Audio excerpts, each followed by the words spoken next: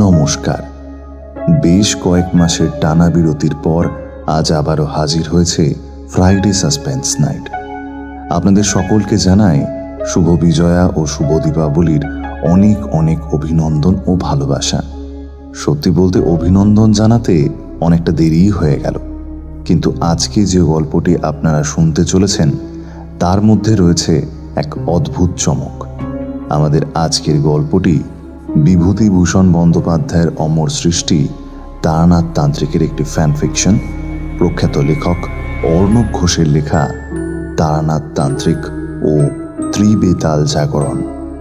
তবে গল্প শুরু করার আগে আপনাদের কাছে একান্ত একটি অনুরোধ। আমরা আপনাদের গল্প শোনাতে আবার ফিরছি, তাই পাশে থাকবেন।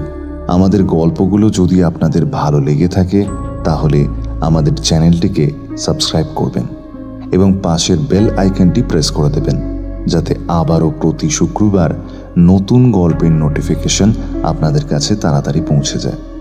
চলুন তাহলে শুরু করা যাক আজকের গল্প তারানাথ তান্ত্রিক ও ত্রিবেতাল জাগরণ।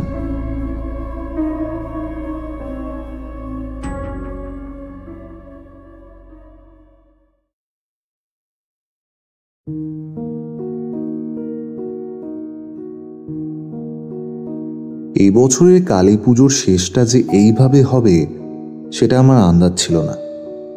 আমি এই বছর পুজোয় আমার এক বন্ধুর বাড়িতে এসেছিলাম। সে অনেক বছর ধরেই যেতে বলেছিল, তাই এবারে স্থির করেছিলাম কলকাতা শহর ছেড়ে গ্রামের পুজোর আমেজ নিতে সেখানে ঘুরে আসব। সেখানে বেশ বড় করে পুজো হয়, বেশ ভালো মতোই পুজো কাটিয়েছিলাম। কিন্তু শেষ দিনটা একটা মর্মান্তিক ঘটনায় আমার মনটা ভারাক্রান্ত হয়ে গেল। আসলে দেশ স্বাধীন হলেও এই প্রত্যন্ত গ্রামাঞ্চলের মানুষজন কুসংস্কার থেকে এখনো স্বাধীন হতে পারেনি, আর সেটারই শিকার হতে হলো একটা নিরীহ গ্রাম্য মেয়েকে। ভাসানের দিন সকালে হঠাৎ খবর এসেছিল আমার বন্ধুর বাড়ির 3টে বাড়ি পরেই মণ্ডল পরিবারের বাড়ি। কর্তা, গিন্নি আর তাদের 16 বর্ষীয় মেয়ে রমলা, এই 3 জনকে নিয়েই তাদের পরিবার। সকালে দেখেছিলাম ওদের বাড়িতে একজন সাধক গোছের মানুষ প্রবেশ করেছে। তার কিছুক্ষণ পরেই খবর এলো তাদের সেই মেয়ে রমলাকে অগ্নি সমাধি নিতে হয়েছে। আমরা সাথে সাথে তাদের বাড়িতে ছুটে গেছিলাম। ততক্ষণে যা হওয়ার হয়ে গেছে। পরিস্থিতি স্বাভাবিক হতে শুনেছিলাম কোনো কাপালিক ওই মেয়েটার ওপর কোনো অপক্রিয়া করেছে, যার ফলে সেই মেয়েটার আত্মা নাকি ধীরে ধীরে সাধকের কাছে যাচ্ছিল। এর থেকে বাঁচার 2টো উপায় ছিল। প্রথমটা সেই সাধকের পক্ষে করা সম্ভব নয়, আর দ্বিতীয় হলো এই অগ্নি সমাধি। তাই তড়িঘড়ি করে মেয়েটা নিজেই অগ্নি সমাধি নিয়ে নেয়। ঘটনাটা শুনে একবার আমার মনে হয়েছিল আমি একটু বিরোধিতা করি, কিন্তু পরক্ষণেই মনে হলো এটা আমার শহর কলকাতা নয়। গ্রামের একপাল মানুষদের মাঝে আমি নিজের শহুরে বক্তব্য পেশ করতে গেলে যদি এরাও আমাকে কিছু করে বসে। এইসব ভেবেই মনটা বেশ খারাপ ছিল। তবে মনে মনে ঠিক করে রেখেছি কলকাতা ফিরে গিয়ে একবার তারানাথকে এই বিষয়টা নিয়ে জিজ্ঞাসা করব, আদৌ এরকম কোনো প্রক্রিয়া আছে কিনা, আর যদি থাকে তাহলে এর থেকে মুক্তির প্রথম উপায়টা কি। কলকাতা ফিরে আসতে না আসতেই মনটা ভেঙে গেল। ভাগ্যিস কালী পুজোটা শুক্রবার পড়েছিল, নয়তো পুজোর রেশ কাটিয়ে অফিস যেতে বেশ একটু সমস্যাই হতো। শনিবারের সকালের থেকে আকাশের মুখ ভার। গুরুম গুরুম মেঘের গর্জন যেন মায়ের বিদায়ের বার্তা মর্তবাসীর কানে পৌঁছে দিচ্ছে। খবরের কাগজটা নিয়ে একটু বসেছি, অমনি দরজায় টোকা পড়ল। ঘড়িতে দেখলাম সকাল 9:30 বাজে। অবাক হলাম। হ্যাঁ, শনিবার বটে, কিন্তু এত সকালে কিশোরী তো আসে না। উঠে গিয়ে দরজা খুলতেই তাজ্জব বনে গেলাম। আমার এককালীন ছাত্র জীবনের বন্ধু শশীভূষণ মুখার্জি এক মুখ হাসি নিয়ে দাঁড়িয়ে আছে। আমাকে দেখেই ভুরু নাচিয়ে জিজ্ঞাসা করলো সে, কি হে, চিনতে পারতাছো? আমি অবাক হয়ে তার দিকে কিছুক্ষণ তাকিয়ে রইলাম। আসলে ওকে এখানে দেখব আমি একেবারেই আশা করিনি। আমি একটা কাষ্ঠ হাসি হেসে বললাম, আরে চিনবো না কেন, আসো আসো ভেতরে আসো। তাকে নিয়ে ভেতরে গেলাম আমি। সে খাটে বসতে বসতেই বলল, একটু জল খাওয়াইবা ভাইয়া? হ্যাঁ হ্যাঁ নিশ্চয়ই, দাঁড়াও। আমি তাকে এক গ্লাস ঠান্ডা জল এনে দিলাম। সে ঢকঢক করে জলটা খেয়ে নিল, তারপর বলল, গ্রামের পূজা তো ছোটবেলা থেকেই দেখছি, তাই এবার ঠিক করলাম যে কলকাতাতেই গিয়া এই কালী পূজা উপভোগ করুম। তাই 2 দিন আগেই চলে আইছি। সে কি, তুমি পুজোয় কলকাতায় ছিলে? জানতাম না তো। হ্যাঁ, তা অবশ্য জানার কথাও না হে। এই কাউরে না জানাইয়াই চলে আইছিলাম, শুধু পূজা দেখুম বইলা। তাই যাওয়ার আগে একবার ভাবলাম তোমার লগে দেখা কইরা যাই, তাই তো আইলাম। এ দেখো না, এই কালকেই আবার ফেরার ট্রেন। আসলে আমার এই বন্ধু খুলনা হাই স্কুলের একজন শিক্ষক। কিছুক্ষণ পরেই হঠাৎ শুনলাম দরজায় আবার টোকার শব্দ। দরজা খুলতেই দেখলাম কিশোরী দাঁড়িয়ে আছে ছাতা মাথায়।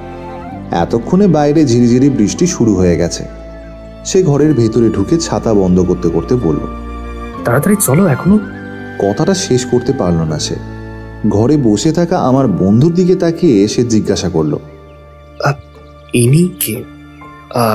ঠিক চিনতে পারলাম না তো। চিনতে পারবে কি করে, এসো এসো আলাপ করিয়ে দিই। ইনি আমার বাল্য বন্ধু শশীভূষণ মুখার্জি। খুলনা থেকে এসেছিলেন কলকাতায় পুজো দেখতে, কালই চলে যাবেন, তাই আজ দেখা করতে এসেছিলেন।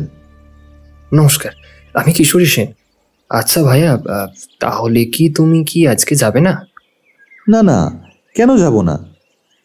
ভাবছি শশীকেও নিয়ে যাব, বুঝলে। তা কোথায় যাওয়া হইতেছে? আমি জামা বদলাতে ভেতরে গেলাম, আর শশীর এই প্রশ্নে খুব উৎসুক হয়ে কিশোরী জবাব দিল, তারানাথ তান্ত্রিকের বাড়ি। চলো না, দেখবে কিরকম অদ্ভুত লাগে ওনার সঙ্গে। আসলে উনি ওনার জীবনে ঘটা অলৌকিক ঘটনাগুলি আমাদের শোনান, দারুণ লাগে। ও আচ্ছা আচ্ছা, এই আমাদের খুলনাতেও এমন একজন আছে বুঝলা। এই তিনিও এরকম নিজের জীবনের নানান রকম ঘটনা কন। এই আমি আর আমার এক বন্ধু ওই ননী গোপাল বাবু এই প্রত্যেক শনি রোববার কইরা ওনার কাছে যাই গল্প শুনিতে। কিশোরী চোখ বড় বড় করে অবাক হলো। ইতিমধ্যে আমি জামা গলিয়ে চলে এলাম। ছাতা মাথায় আমরা 3 জন মঠলেনের ট্রাম ধরতে উৎসুক হলাম। কিশোরী যেতে যেতে প্রশ্ন করল, বলছি, শোনো না, এতদিন পরে যাচ্ছি। সেই দুর্গাপুজোর আগে রোববার যাওয়া হয়েছিল, তাই বলছিলাম কি, খালি হাতে যাওয়া ঠিক হবে না। কিছু মিষ্টি নিয়ে যাবে নাকি? না না, এমনিতেই আমাদের নিয়ে যাওয়া মিষ্টি আমাদেরই খেতে হবে। ওনার বাড়িতে মিষ্টি খাবার মতো কেউ নেই। তার চেয়ে কিছু ভাজা আর নিমকি নিয়ে চলো, চা দিয়ে খাওয়া যাবে। কিশোরী আমার কথায় সায় দিল। মঠ লেনে নেমে আমি একটা দোকান থেকে কিছু গরম গরম চপ আর নিমকি কিনে নিলাম, আর কিশোর কিনে নিল কালিদার দোকান থেকে 2 প্যাকেট পাসিং শো। মঠ লেনে গিয়ে তারানাথের বাড়ির সামনে দাঁড়াতেই শশীভূষণ বাইরের চারপাশটা নজর করতে লাগলো। বাইরের দরজায় বার 2 টোকা দিতেই একটু পরে চারি এসে দরজা খুলল। সে আমাদের দেখেই এক মুখ হাসি নিয়ে দরজার পাশে সরে দাঁড়ালো। আমি ভিতরে ঢুকতেই চারি প্রণাম করে বলে উঠল, শুভ বিজয় আপনাদের। তোমাকেও শুভ বিজয়া চারিমা, অনেক বড় হও। ভাগ্যিস আপনারা কাল আসেননি, নয়তো ফিরে যেতে হতো। পুজোর কটা দিন আমি আর বাবা রায়পুরের এক গ্রামে গেছিলাম। হঠাৎ রায়পুর? চারি দরজা বন্ধ করতে করতে বলল, বাবার এক মক্কেল বাবাকে পুজোয় আমন্ত্রণ জানিয়েছিল, তাদের বাড়িতে পুজো হয়। আচ্ছা, ওনাকে তো ঠিক চিনলাম না। শশীভূষণের দিকে তাকিয়ে প্রশ্নটা করল চারি। আমি হেসে উত্তর দিলাম, ও আমার বাল্য বন্ধু, আজকের আসরের বিশেষ অতিথি বলতে পারো। এটা ধরো, চায়ের সাথে সবার জন্য চটজলদি তোমার হাতের মুড়ি মাখা নিয়ে আসো তো দেখি, তবে এই গল্পের আসর একেবারে জমে উঠবে। আমি চারির হাতে চপ আর নিমকির প্যাকেট ধরিয়ে দিয়ে তারানাথের ঘরে প্রবেশ করলাম। তারানাথ তার চিরাচরিত গদিতে হেলান দিয়ে বসে হাত পাখায় বাতাস করছেন। আমাদের 3 জনকে আসতে দেখে তিনি উঠে বসলেন। শুভ বিজয়া ঠাকুর মশাই, প্রণাম নেবেন। আরে, এসো এসো, তোমাদেরকেও শুভ বিজয়া। কিন্তু ইনি কে?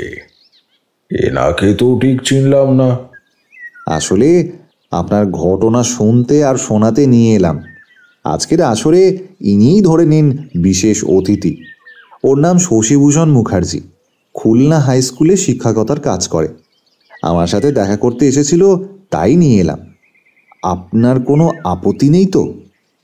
খুলনা নামটা শুনতেই তারানাথের চোখ দুটো যেন বড় বড় হয়ে গেল। তিনি ভুরু উঁচিয়ে বললেন, বাবা, খুলনা। একজনের কথা মনে পড়ে গেল জায়গাটার নাম শুনে। কার কথা? এক তান্ত্রিক, বিরাট মাপের তান্ত্রিক, ভৈরব তান্ত্রিক। আমার থেকেও অনেক উঁচু মানের এবং বয়সেও আমার চেয়ে প্রবীণ। সৌভাগ্যক্রমে একবার দেখা হয়েছিল এবং কাজও করেছিলাম একসাথে। আমি আর কিশোরী একবার একে অন্যের মুখ চাওয়াচাওয়ি করলাম। আমরা দেখলাম মিটিমিটি হাসছে শশী। তারপর সেই প্রথম বলল, আগে বাবা, আপনার কাছে যেমন এরা দুজন আসেন, তেমনি আমি আর আমার এক বন্ধু তেমনি উনার কাছে যাই উনার জীবনের ঘটনা শুনিতে। আচ্ছা, বাহ বাহ। কেমন আছেন এখন উনি? এখন অবশ্য কুশলেই আছেন তিনি। তবে বাবা, আমি কিন্তু আপনার নাম শুনি নাই। সে কি করে বা শুনবে? আমাদের জীবনে ঘটে যাওয়া অসংখ্য অলৌকিক ঘটনার ভিড়ে সব তুচ্ছ বিষয় ও মনে থাকে না, সুপ্ত হয়ে পড়ে থাকে কোনো এক কোণায়। কেউ কড়া নাড়লে তখন আবার মনে পড়ে। ইতিমধ্যে চারি একটা বড় প্লেটে নিমকি, ভাজাভুজি আর 3 কাপ চা নিয়ে ঘরে ঢুকলো। কিশোরী চায়ের কাপ হাতে তুলে নিয়ে বলল, আপনি তো বললেন একবার কাজ করেছিলেন ওনার সাথে, তাহলে সেই ঘটনায় বলুন না। তারানাথ বেশ কৌতূহলী হয়ে আমাদের দিকে চেয়ে রইলেন। ওই দেখো, পাসিং শোয়ের কথা তো বেমালুম ভুলেই গেছিলাম। পকেট থেকে চট করে 2টো প্যাকেট বের করে বললাম, এই নিন ঠাকুরমশাই, এটা একটা গল্পের দক্ষিণা আর আরেকটা আমাদের 3 জনের বিজয়ার প্রণামী। তারানাথ তার গভীর দাড়ির ভিতর থেকে একটা সূক্ষ্ম হাসি হেসে একটা সিগারেট ধরালেন। প্রথম ধোঁয়ার টানটা বাতাসে ছেড়ে দিয়ে ছাইটা সামনে রাখা নারকেলের মালায় ফেলে তিনি বলতে শুরু করলেন,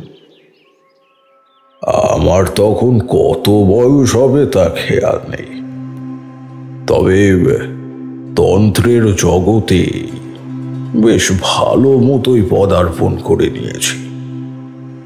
মাতু পাগলি, মধু সুন্দরী দেবী, এই শশীভূষণ, তুমি এনাদের চিনবে না, ক্ষমা প্রার্থী তার জন্য।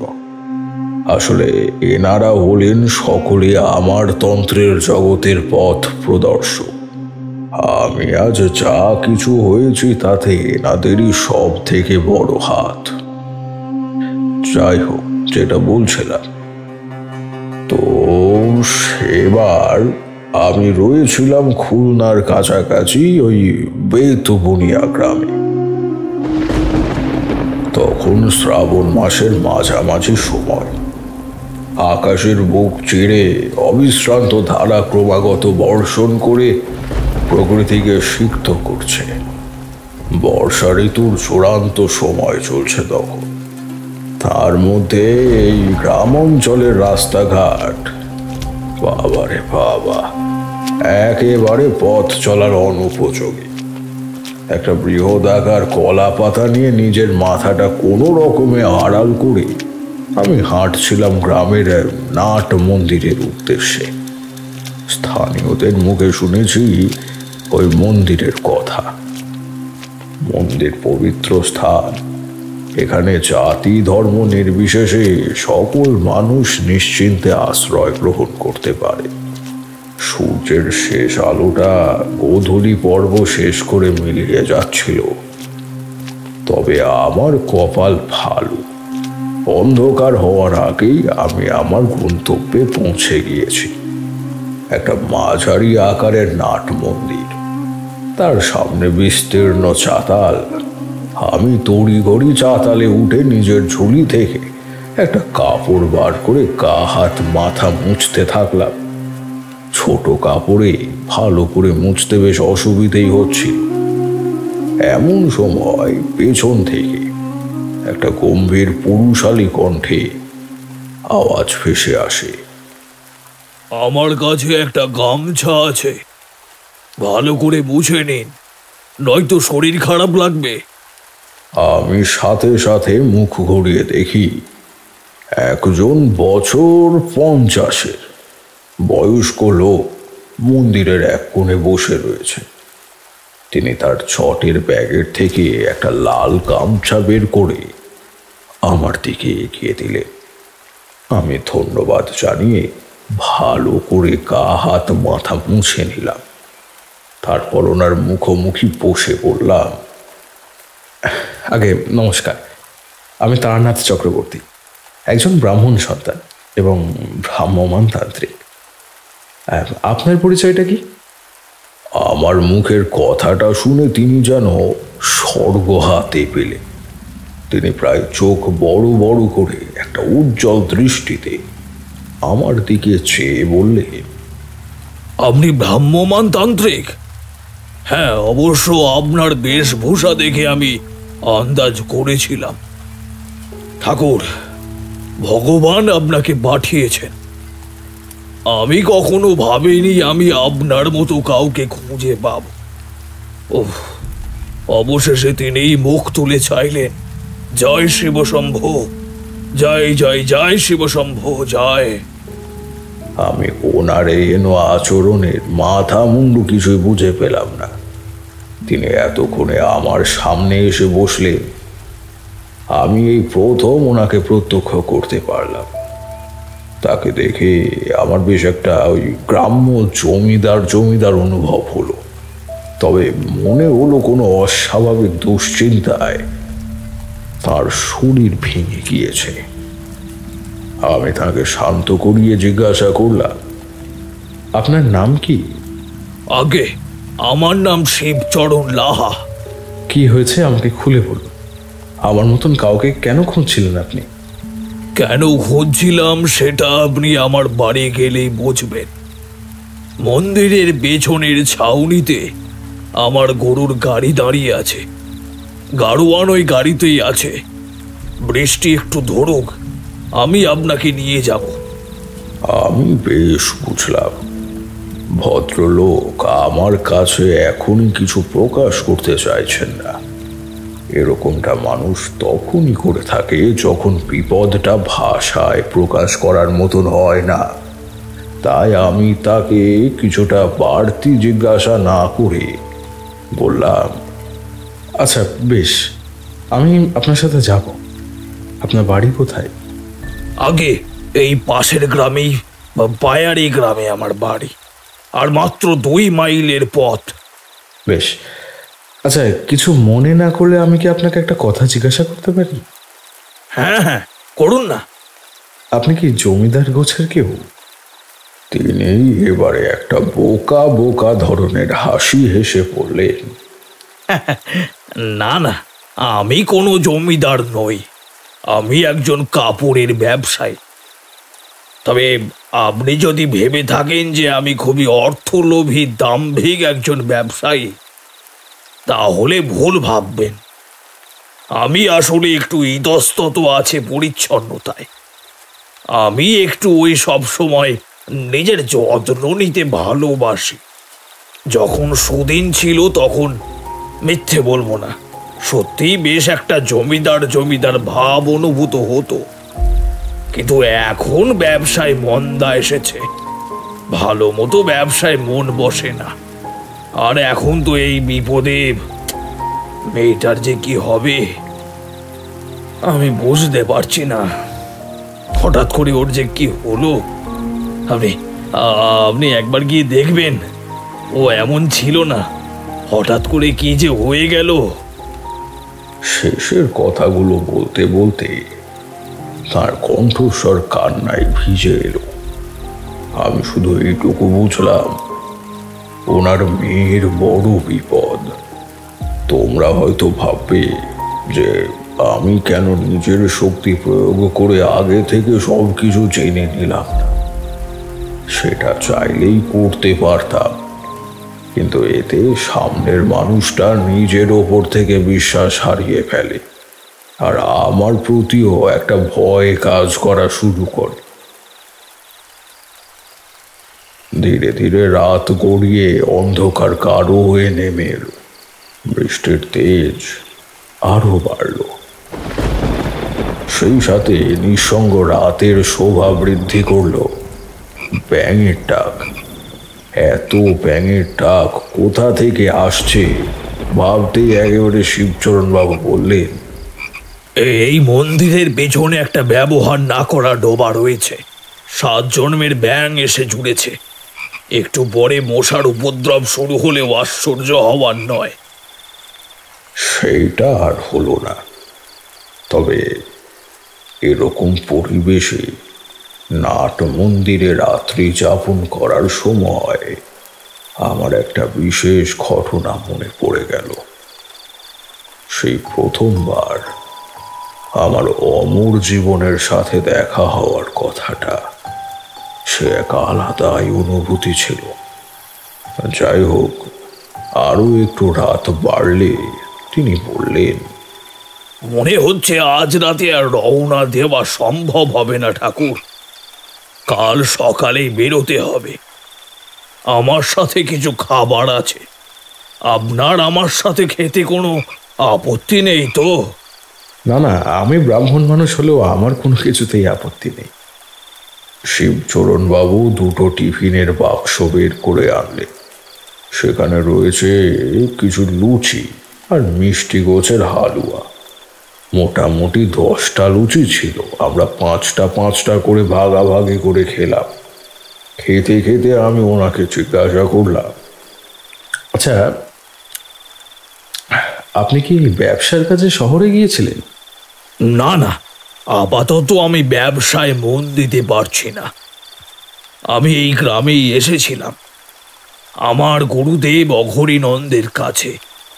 তিনিই তো আমাকে উপদেশ দিলেন যে তিনি একা পারবেন না, ওনার তান্ত্রিক গোছের একজনকে লাগবে আমাকে বিপদ মুক্ত করতে। খুব মুশকিলে ছিলাম যে কোথায় খুঁজবো তান্ত্রিক। আর আজকেই আপনার সাথে দেখা হয়ে যাবে এই সৌভাগ্য আমি আশাও করিনি। আপনার বিপদটা কি সেটা কিন্তু আপনি বললেন না। বিপদ আমার নয়, আমার মেয়ের। আপনি গেলেই দেখতে পাবেন। খাওয়া দাওয়া সেরে আমি আর শিবচরণ বাবু বৃষ্টি মুখর রাতটা নাট মন্দিরের চাতালি শুয়ে কাটালাম। স্নিগ্ধ শীতল বাতাসের আরামে আমার একটু পরেই 2 চোখ জুড়ে ঘুম নেমে এলো।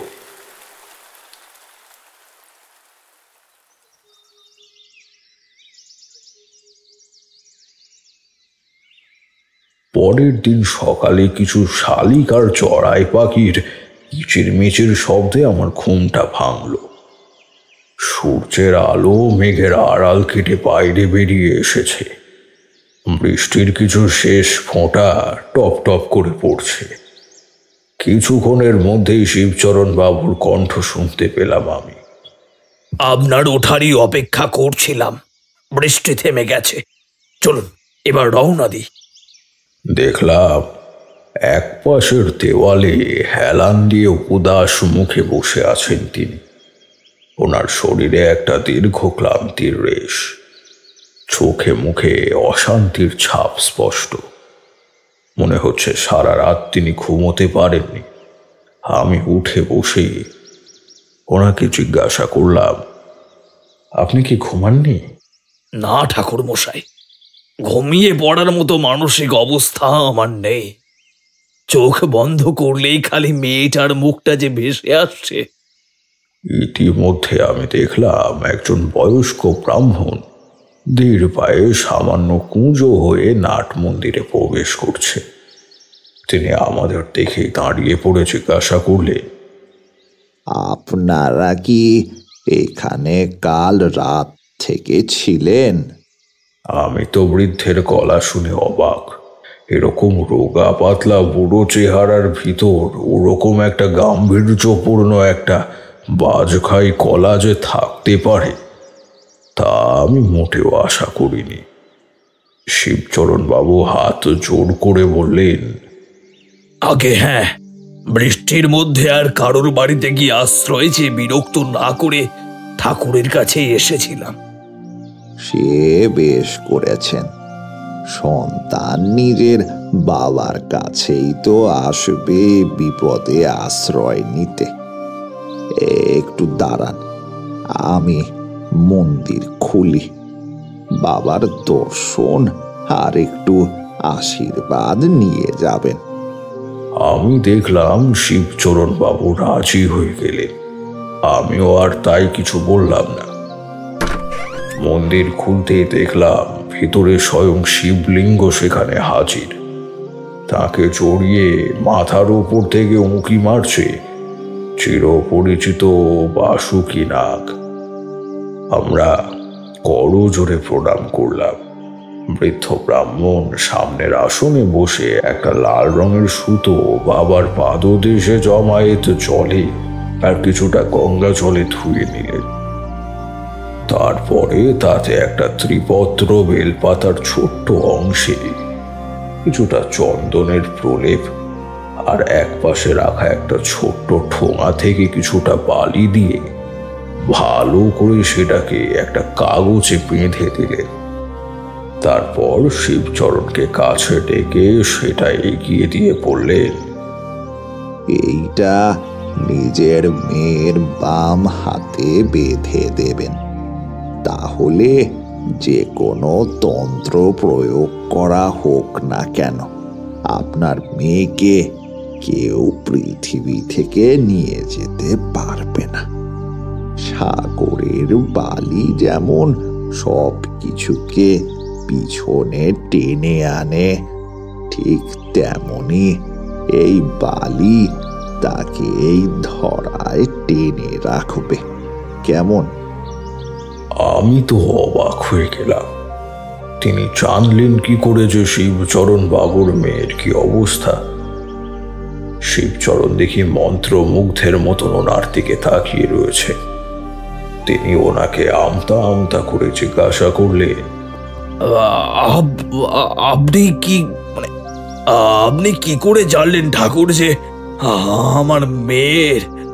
কথাটা শেষ করতে পারলেন না তিনি। সেই ব্রাহ্মণ মানুষ উঠে দাঁড়িয়ে একটা খনা গলায় হেসে হেসে মন্দির থেকে বেরিয়ে নিচে নামতে থাকলেন। তখন আমি ওনাকে পিছন থেকে ডেকে জিজ্ঞাসা করলাম, আপনার নাম কি ঠাকুর? তিনি থমকে দাঁড়িয়ে পিছন ফিরলেন। ওনার মুখে একটা অদ্ভুত হাসি। তিনি আমাকে বললেন, তুমি হয়তো আমাকে চিনবে তারানাথ। আমিও তোমারই মতো একজন ব্রাহ্মণ সন্তান। কলকাতায় বাড়ি আমার। আমার নাম তর্কালঙ্কার ব্রহ্মচারী। বাবা হরচন্দ্র ব্রহ্মচারী। কলকাতায় আমার খোঁজ করলেই পেয়ে যাবে। আমরা শিবেরই আরাধনা করে থাকি। আমার দু চোখ বড় বড় হয়ে গেল।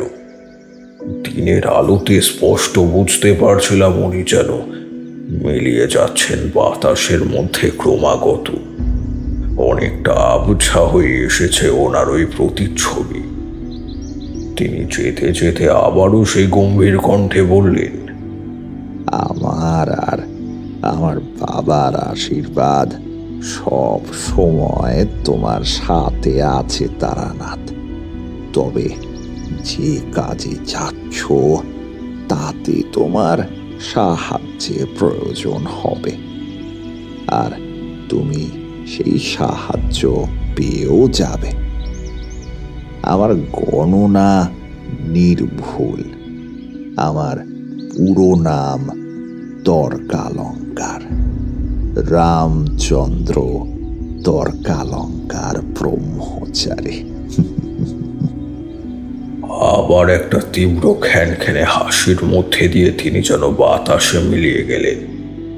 আমি আর শিবচরণ বাবু বেশ কিছুক্ষণ সেখানে স্থানুর মতন দাঁড়িয়ে রইলাম। তারপর রোদের তেজ বাড়লে মন্দিরের পিছন থেকে গরুর গাড়ি আর ওনার কারওয়ানকে ঘুম থেকে ডেকে তুলে রওনা দিলাম।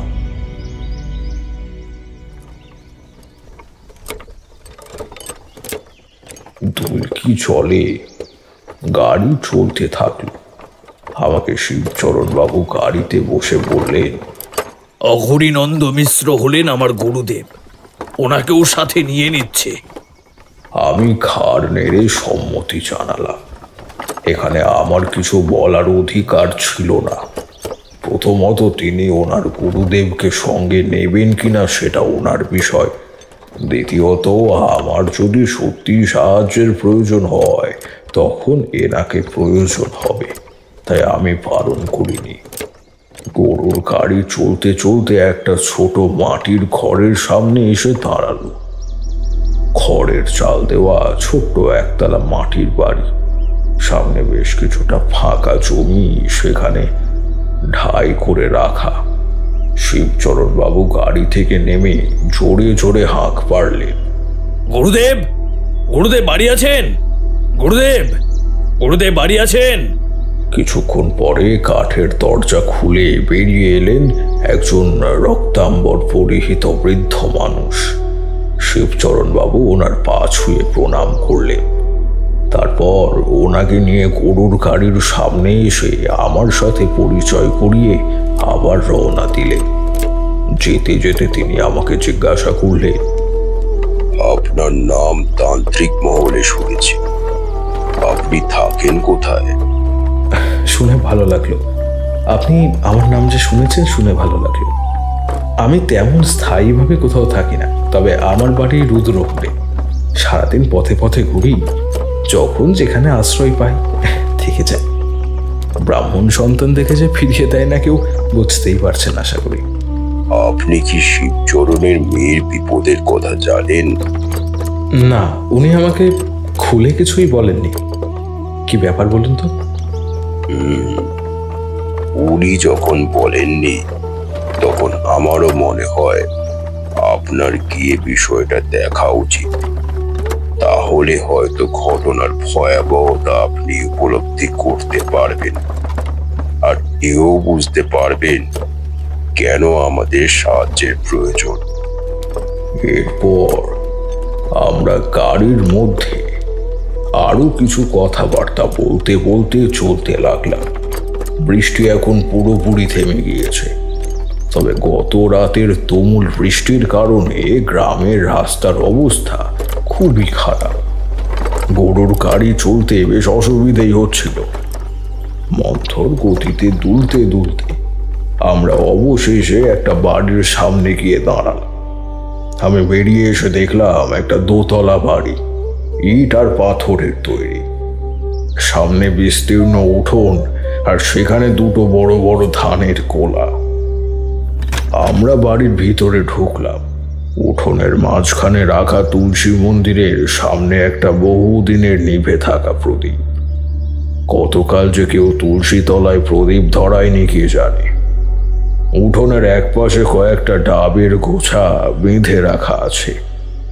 শিবচরণ বাবু দালানে উঠে সিঁড়ির সামনে দাঁড়িয়ে বললেন, আসুন আসুন ঠাকুর, ওপরে আসুন। আমরা দুজন দালানে উঠে সিঁড়ির সামনে আসতেই আমি ওনাকে প্রশ্ন করলাম, আচ্ছা, একটা বিষয় জানতে একদম ভুলে গিয়েছিলাম। আপনার স্ত্রী? সরমা মারা যায় বছর 3 আগে।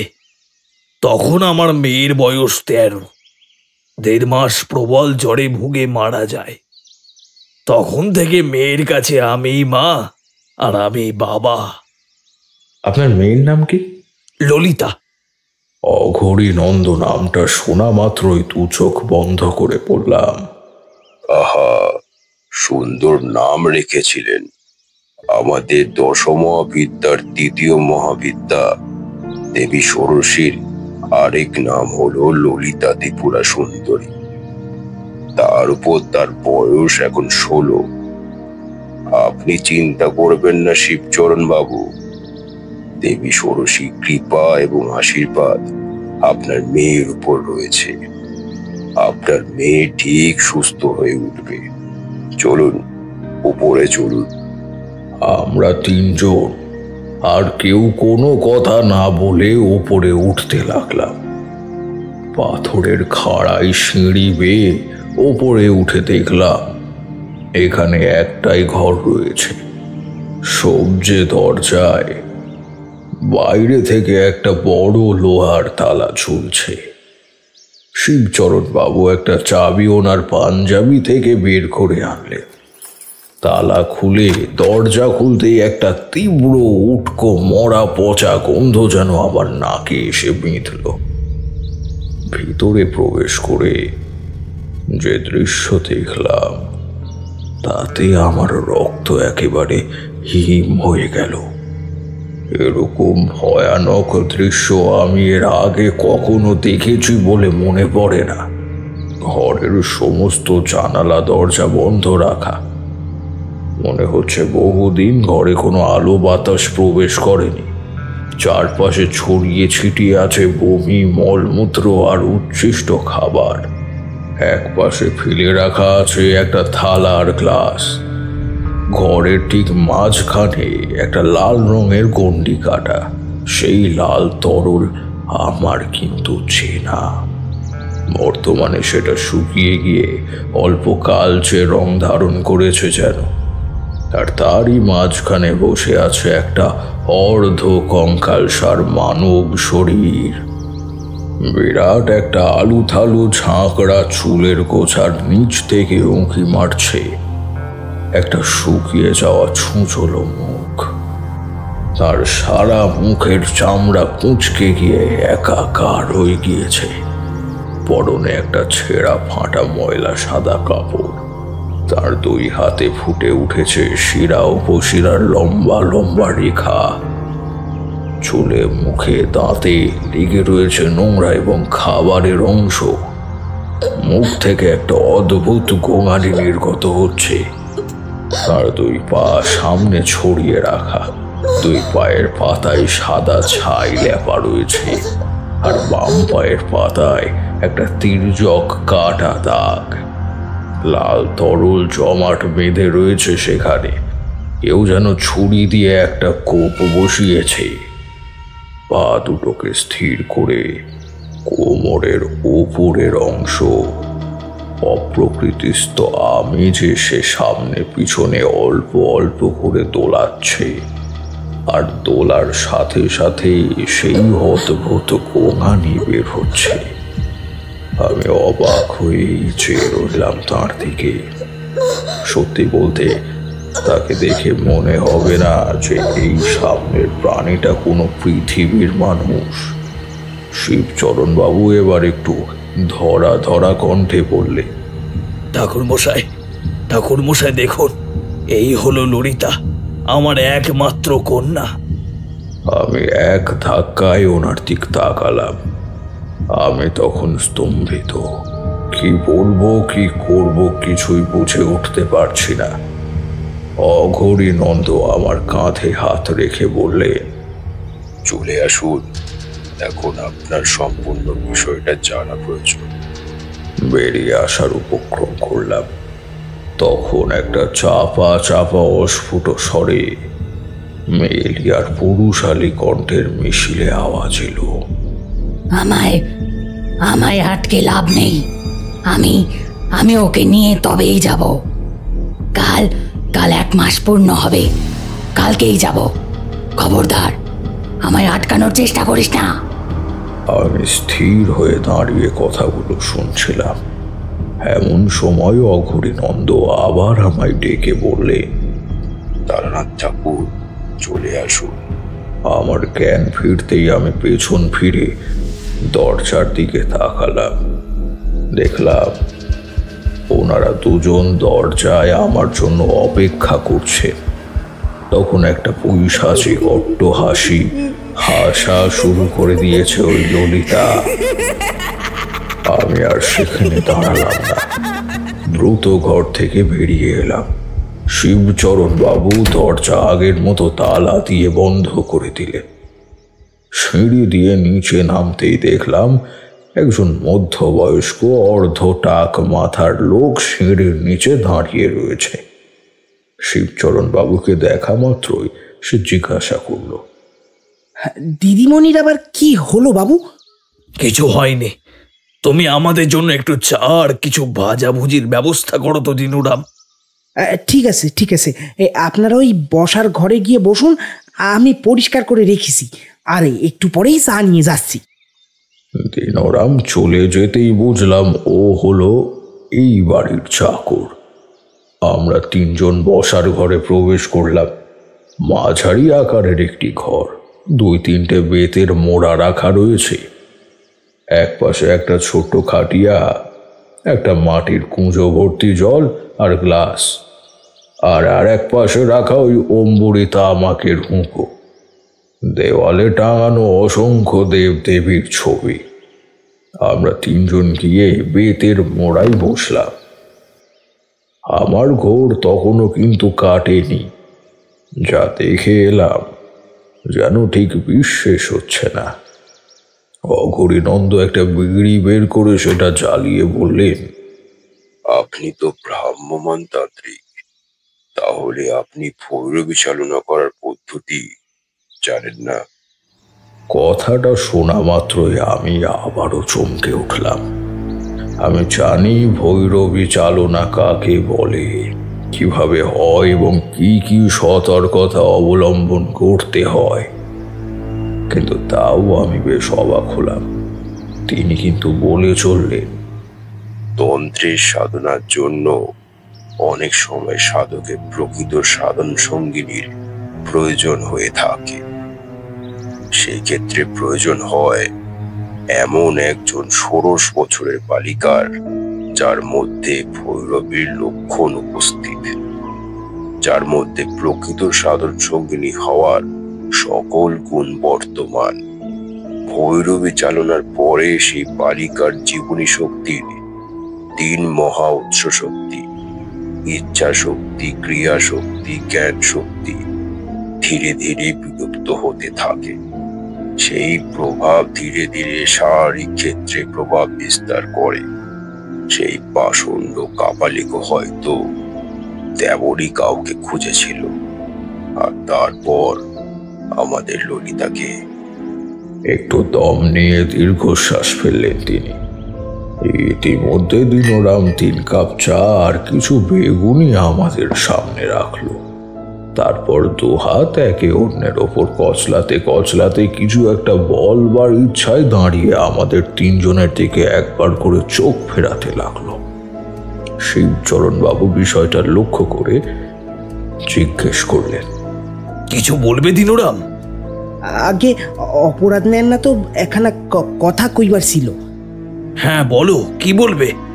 আগে ওই সেই দিন যে বাবা এসেছিলেন বাড়িতে, আজকে সকালে জঙ্গল থেকে কাঠ আনার সময় ওই শ্মশানের কাছে জঙ্গলের ভিতর যে পুরানো ভাঙা মন্দিরখানা আছে না, ওনাকে আবার ওইখানে ঢুকতে দেখলাম কর্তা। কথাটা শোনা মাত্রই আমরা 3 জন প্রায় একসঙ্গেই উঠে বসলাম। অঘরীনন্দ মনে মনে কি একটা ভেবে নিতে নিতে নিচু কণ্ঠে বলতে লাগলেন,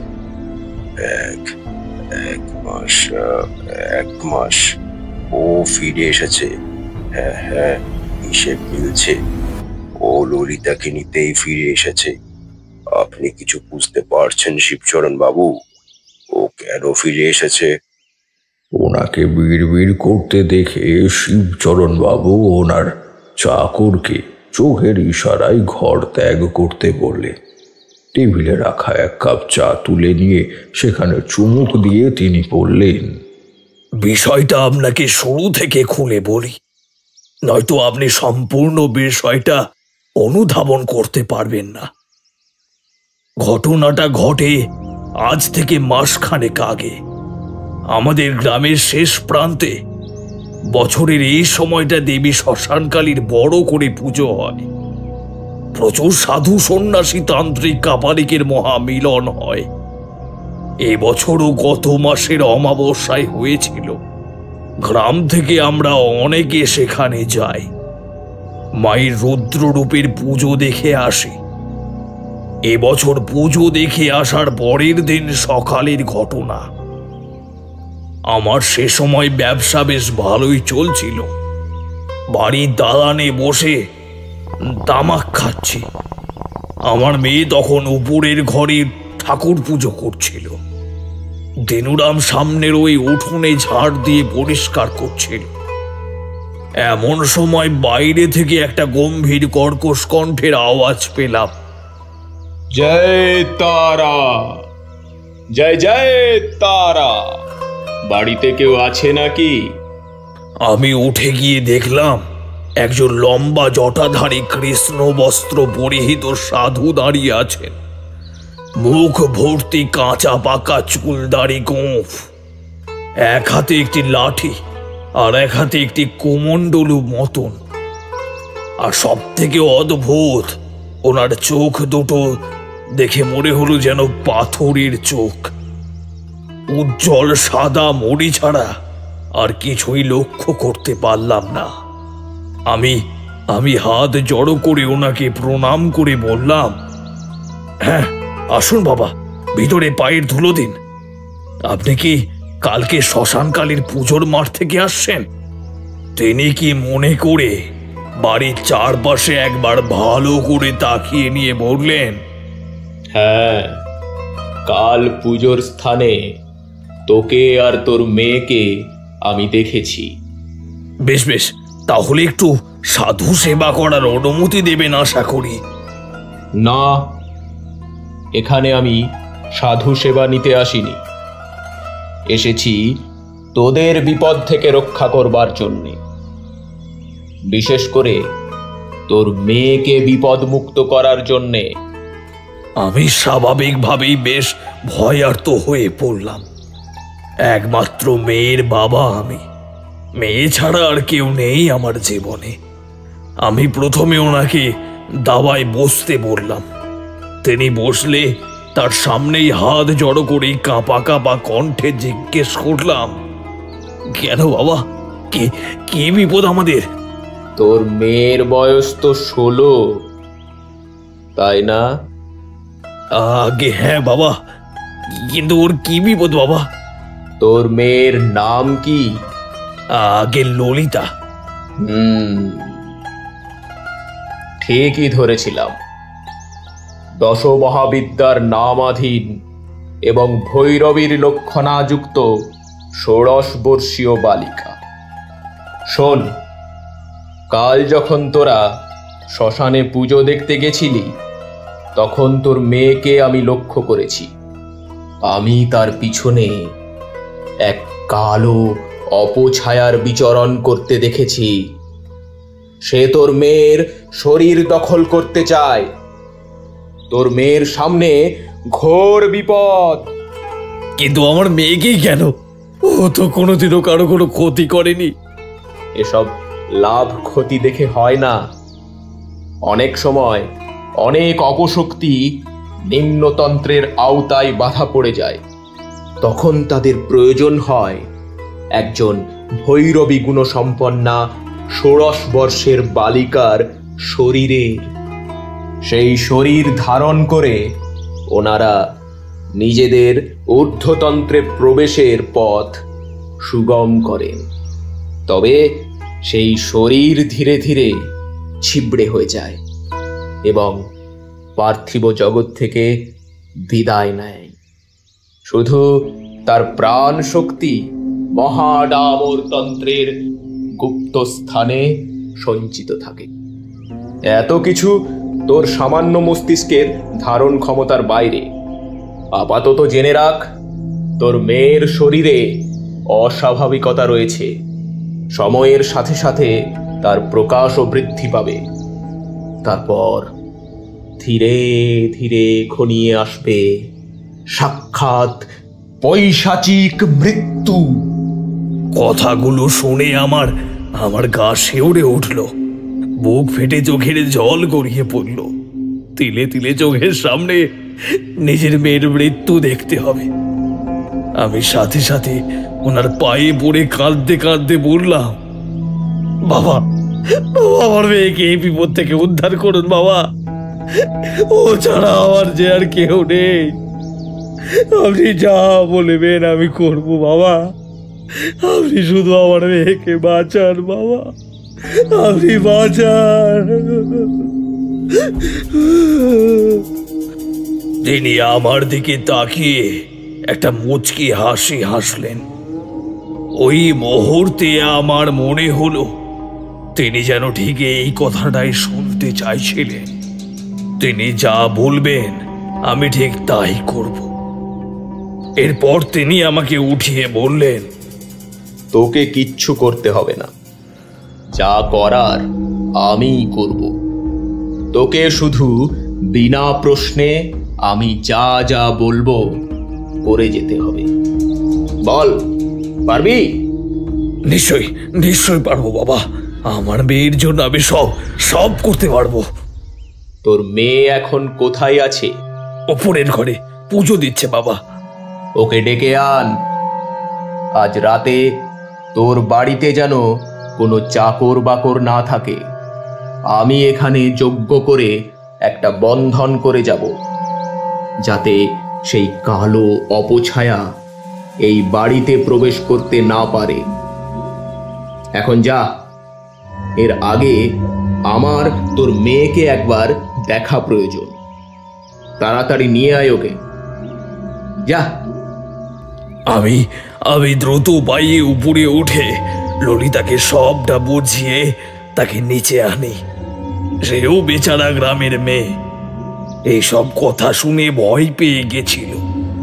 তবু সে আমাকে একবার বলেছিল, বাবা, আমার কিন্তু কোনো রকম খারাপ বা অশুভ অনুভূতি হয়নি। যদি আমার মধ্যে ভৈরবী লক্ষণ থেকেই থাকে, তাহলে তো অশুভ শক্তির উপস্থিতি সম্পর্কে আমার কোনো না কোনো অনুভূতি তো হবে। আমার কিন্তু এমন কিছুই হয়নি। কিন্তু ওই যে মেয়ের বাবা, তো মেয়ের এসব কথাকে আমল না দিয়ে আমি ওনার কথায় মনোনিবেশ করেছিলাম। ললিতাও হয়তো কিছুটা ভয়ের কারণে আর কথা বাড়ায়নি। সে সোজাসুজি এসে দাঁড়ালো সেই সাধুর সামনে। তিনি ওকে একবার আপদমস্তক দেখে চোখ বন্ধ করে বিড়বিড় করে কি যেন মন্ত্র পড়লেন। তারপর আমার মেয়ের মাথায় হাত রেখে একটা তির্যক হাসি হেসে বললেন, জয় তারা, ভয় নেই, সব ঠিক হয়ে যাবে।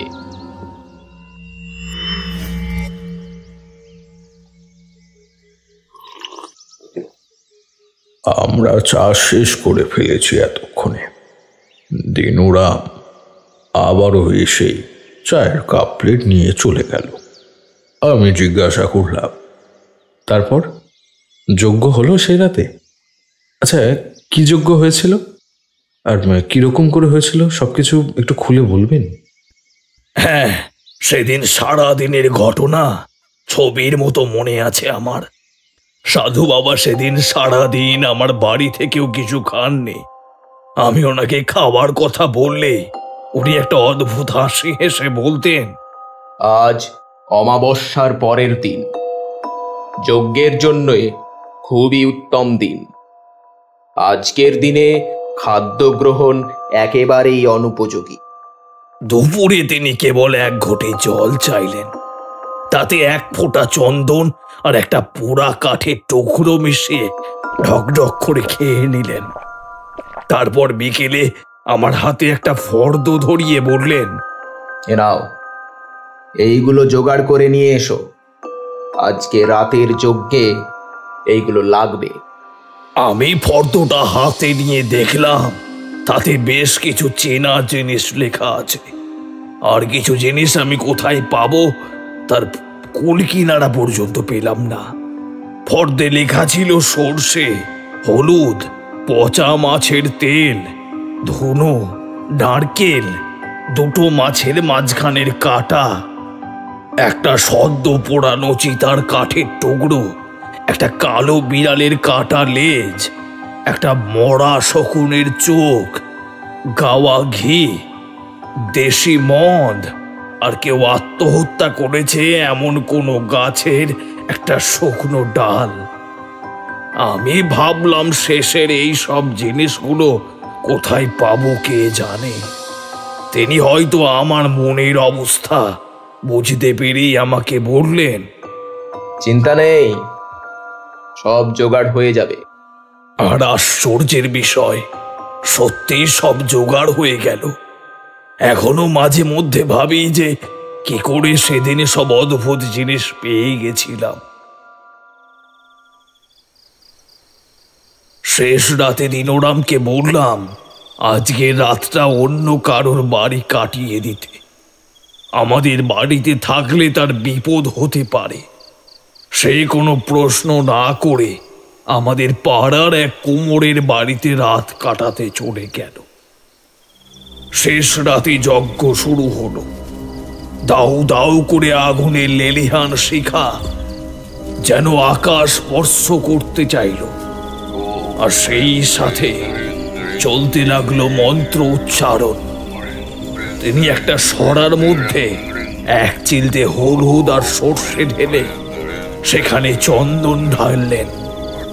তারপর সেটা ভালো করে মিশিয়ে নিয়ে নারকেলের মালার মধ্যে রাখলেন। তারপর আরেকটি মাটির পাত্রে কিছুটা মদ, শকুনের চোখ, বিড়ালের লেজ আর মাছের মাঝখানের কাটা, এই দুটো রেখে সেটা আগুনে স্তুতি দিলেন। এরপর ঢক ঢক করে বেশ কিছুটা মদ নিজে গলাধকরণ করে নিলেন। এই সব কাজকর্মের মাঝে মাঝে তিনি আকাশের দিকে চোখের মণিটা উপর করে কি যেন বিড়বিড় করে পড়ছিলেন।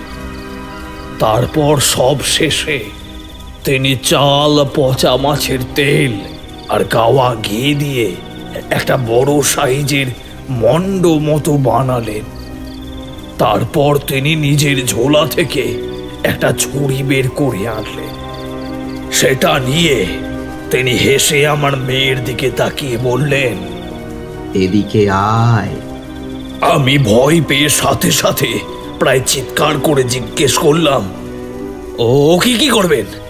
চুপ বেয়াদব, তন্ত্রে তুই কি বুঝিস রে? এটা তোর মেয়ের রক্ষা কবচ বানাচ্ছি।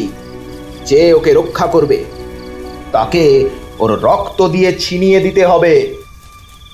কি হলো মা, ভয় নেই, এদিকে আয়। ললিতা প্রায় মন্ত্রমুগ্ধের মতো ওনার সামনে চলে গেল। তিনি সেই ছুরি দিয়ে ললিতার বাম হাতের বৃদ্ধাঙ্গুল কেটে ঠিক গুনে গুনে 5 ফোঁটা রক্ত ফেললেন সেই মণ্ডে। তারপর সেই মণ্ডের মধ্যে মরার চিতা থেকে বের করে আনা কাঠ লম্বালম্বি ভাবে ঢুকিয়ে নিয়ে আমার মেয়ের দিকে এগিয়ে দিয়ে বললেন, এটা তুমি আগুনে আহুতি দেবে।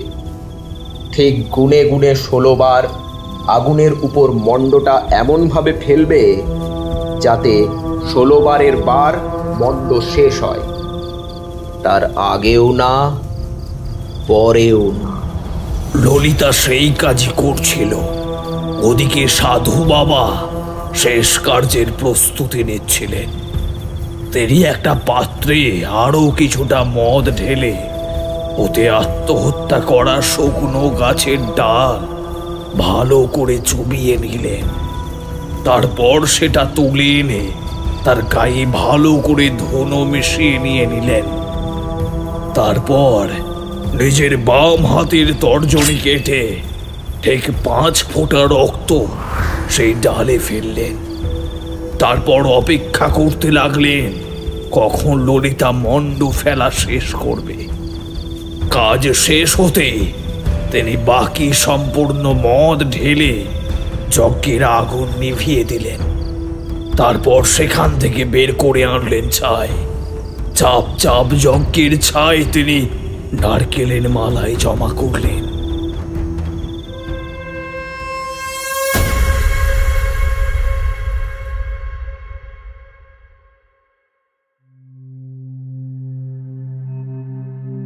কথাগুলো এক নাগারে বলে একটা দীর্ঘশ্বাস ফেললেন শিবচরণ বাবু।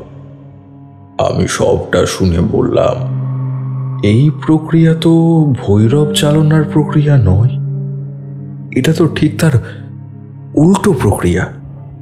এতক্ষণ পরে আবারও মুখ খুললেন অঘরীনন্দ মিশ্র। তিনি গলা খাগড়িয়ে বললেন, দুই পদ্ধতিতে সাধকের ভৈরবী হওয়া সম্ভব।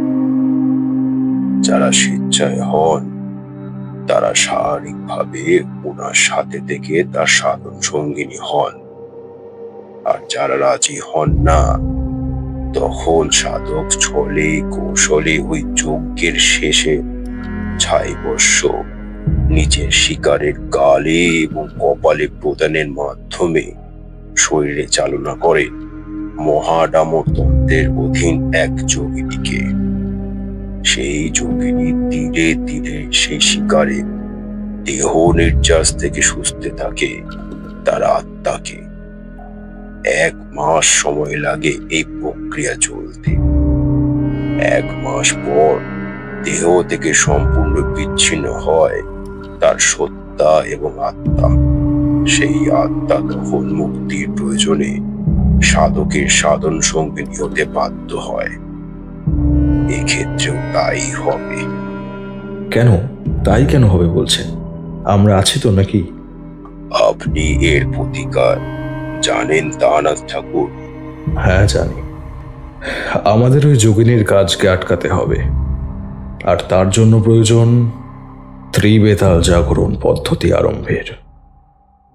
আমার এই কথাই বেশ কিছুক্ষণ ঘরের মধ্যে একটা চাপা নিস্তব্ধতা বজায় ছিল।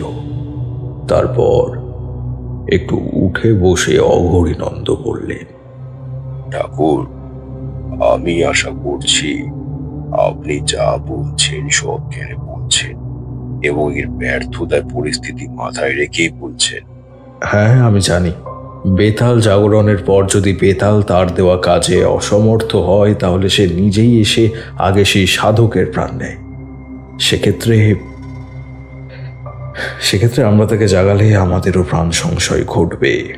কিন্তু আপনি বলুন তো, তন্ত্রের এরকম অপব্যবহার আটকানো কি আমাদের কর্তব্য নয়? আমি একদমই মৃত্যুর জন্য ভয় পাচ্ছি না। ইচ্ছা শক্তি, জ্ঞান শক্তি, ক্রিয়া শক্তি, এই দিনের প্রক্রিয়াকে আটকানোর জন্য আমাদের 3 বেতাল জাগানোর প্রয়োজন। আমি আর আপনি তো 2 বেতাল জাগাতে পারবো। 3য় বেতাল জাগানোর দায়িত্ব নেবে কে? এই প্রশ্নে আমরা সবাই আবারও নিশ্চুপ হয়ে রইলাম। এখন 3য় তান্ত্রিক আমরা কোথায় পাব? এদিকে সময় যে বড় কম। আজ রাতের মধ্যেই যা করার করণীয়। আমাদের এই আলোচনা দরজার বাইরে থেকে শুনছিল তিনোরাম। সে এবারে কুটিসুটি পায়ে ঘরে প্রবেশ করে ইতস্তত করে বলল, আগে যদি অভয় দেন তো একটা উপায়ে বাতলাতে পারি। হ্যাঁ হ্যাঁ নিশ্চয়ই, বলো। বলছিলাম যে আরেকজন তান্ত্রিক আসেন, এই খুলনাতেই আসেন। যদি বলেন তো ওনারে ডেকে আনতে পারি।